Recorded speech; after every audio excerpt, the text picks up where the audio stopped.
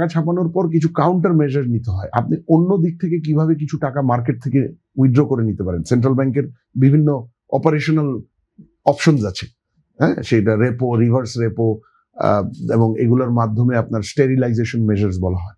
আমি 20 টাকা ছাড়লাম, কিন্তু আমি কোনো না কোনো ভাবে 4-5 টাকা আরো উঠিয়ে নিলাম, তাহলে আমার 20 টাকার জায়গায় এফেক্টটা হলো 15 টাকা নতুন টাকা ছাপানো। এই ধরনের কৌশল আছে। এক্সট্রিম মশার কয়েল প্ল্যান্ট ফাইবার দিয়ে তৈরি, তাই সহজে ভাঙে না, সুগন্ধিযুক্ত ও নিরবিচ্ছিন্নভাবে জ্বলে। ডেঙ্গু, চিকুনগুনিয়া বাহি সহ যে কোনো মশার বিরুদ্ধে দেয় এক্সট্রিম সুরক্ষা। টাকা ছাপানোর যদি একেবারেই গত্যন্তর না থাকে এবং সেটা যদি রিয়েলি ইম্পর্টেন্ট পারপাস হয়, অর্থনীতিকে কোনো বেনিফিট দেয়, কিছু সেটা অনেক দেশই মাঝে মাঝে ছাপায়, কিন্তু যতটা অ্যাভয়েড করা যায় অত ভালো। আর যদি ছাপাতেই হয়, কাউন্টার মেজার্স কি নিচ্ছেন সেটা খুব ইম্পর্টেন্ট। কিন্তু সেই জায়গায় আসলে ছাপানো তো হয়ে গেছে, এর প্রভাবটা কি?